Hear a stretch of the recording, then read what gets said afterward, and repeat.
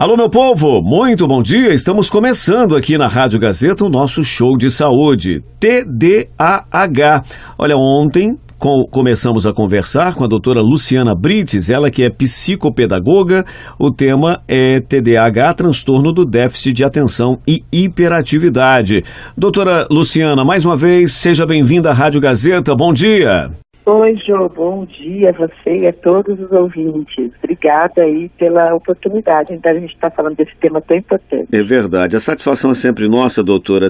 Transtorno do déficit de atenção e hiperatividade, doutora, ele pode vir sozinho ou ele vem com outro transtorno também? Pode acontecer em duplicidade ou em triplicidade? Sim, o TDAH ele tanto pode vir acompanhado de outros transtornos, como pode acompanhar, é o que a gente chama de comorbidade, né? Por exemplo, eu tenho pressão alta e diabetes, pressão alta e algum outro problema, né? Então, isso são as comorbidades. Os transtornos mentais, isso também acontece. Então, por exemplo, o TDAH pode acompanhar o autismo, né? Pode acompanhar a dislexia, que é um transtorno de aprendizagem de leitura, né? O TDAH pode estar acompanhando a deficiência intelectual. Então, são vários outros transtornos. Como também o TDAH ele pode vir acompanhado, aí depende do que tem mais prejuízo na criança, para a gente saber se o TDAH ele é a causa primária ou secundária. É claro que, além dos pais, os educadores, né, nas aulas, enfim, nas escolas, os professores podem perceber que o aluno tem TDAH, mas nem toda a escola está preparada para isso, né? Não, a formação dos professores, dos educadores, é muito falha nesse sentido, porque na própria formação acadêmica deles não é falado sobre isso, né? A gente fala tanto na inclusão, mas esses professores, eles não são preparados dentro dessa formação para lidar com essas crianças, tenham elas TDAH, tem essa criança autismo, deficiência intelectual. Então, a falta de preparo do professor é uma coisa muito presente e causa um prejuízo muito grande, porque essa criança, ela fica 200 dias letivos na escola, 4 horas por dia. Então, é um contato muito grande, né, que acaba tendo com a escola. Sim, e precisamos rever isso na educação do nosso país, até porque é uma porcentagem grande aí de alunos que não são só bagunceiros, né, doutora? Eles têm um problema, né? Isso é um impacto social gigantesco, João, porque o que acontece?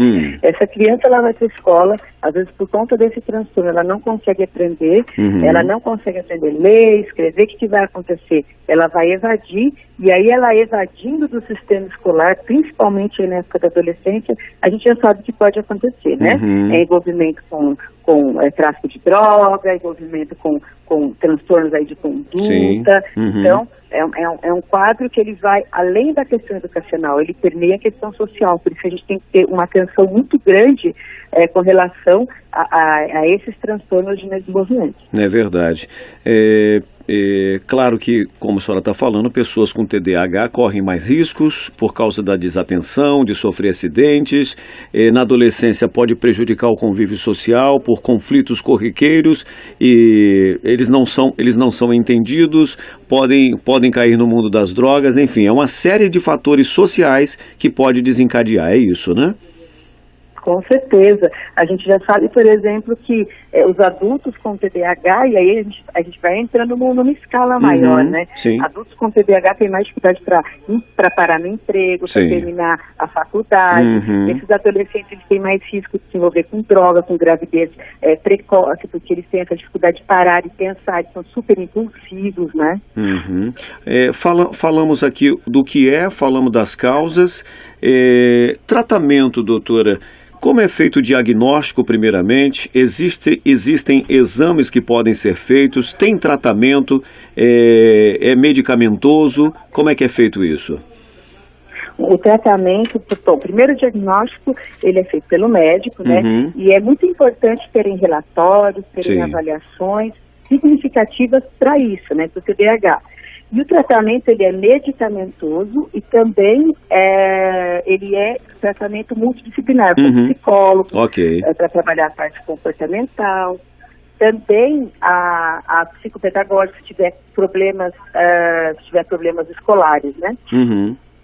Então é toda uma equipe multidisciplinar e, além disso, tem que tomar medicação. Agora eu pergunto, para a gente encerrar, esse tratamento, ele é feito durante a vida toda ou eu consigo me tratar e não tenho mais esse problema? Como é que funciona isso? Mais ou menos 30% das pessoas que têm TDAH na fase adulta, elas não que deixam de ter, mas elas sabem lidar melhor com esse problema, né? Mas a grande maioria persiste aí na fase adulta. Mas quanto mais cedo a gente trata, menor os problemas, principalmente os problemas psiquiátricos que podem ser associados nesse adulto. Depressão, ansiedade, bipolaridade, Sim. né? Sim. Pelo que nós entendemos, a doutora Luciana Brites, que é psicopedagoga, trazendo essas informações para a gente sobre transtorno do déficit de atenção e hiperatividade.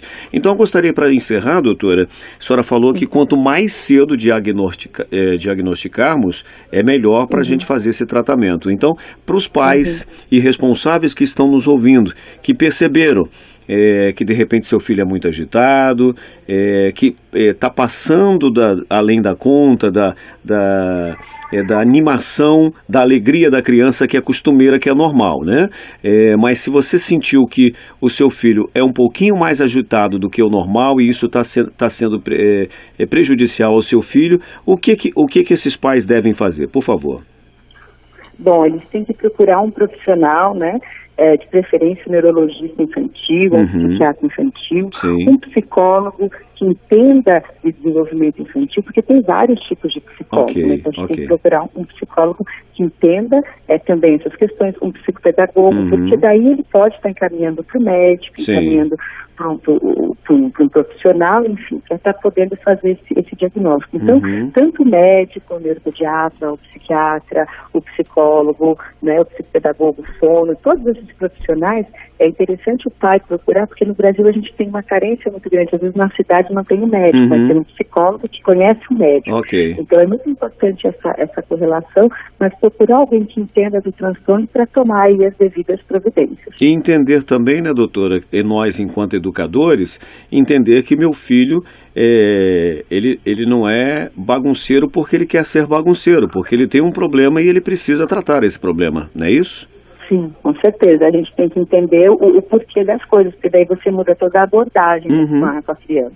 É verdade. Com muito amor, com muito carinho, com muita atenção e, é claro, nesse regime multidisciplinar, procurando a ajuda dos profissionais. É por aí, né? Isso. Olha, doutora Luciana Brites, psicopedagoga, atendendo o nosso pedido hoje, falando sobre TDAH, que é o transtorno do déficit de atenção e hiperatividade. Doutora Luciana, é sempre um prazer conversar com a senhora. Obrigado pelos esclarecimentos. Receba o nosso carinho, o nosso abraço aqui da Rádio Gazeta e sempre que possível, vamos convidá-la para bater um papo com a gente e trazer mais esclarecimentos aqui na Rádio Gazeta. Obrigado, bom dia. Eu que agradeço, João, você e a todos os ouvintes. Obrigada. Um forte abraço, bom dia.